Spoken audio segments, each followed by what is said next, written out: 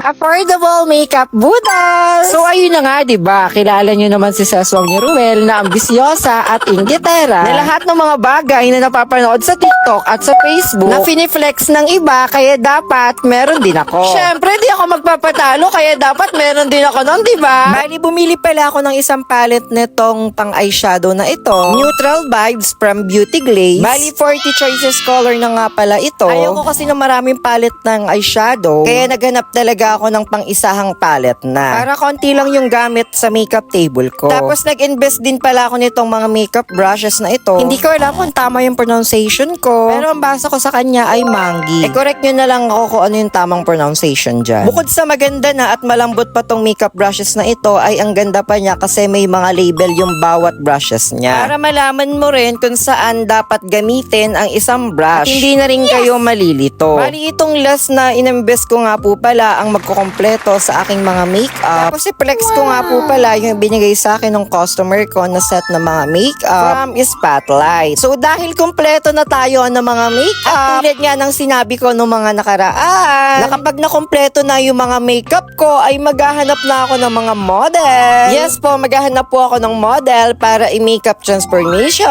O diba? San ka pa?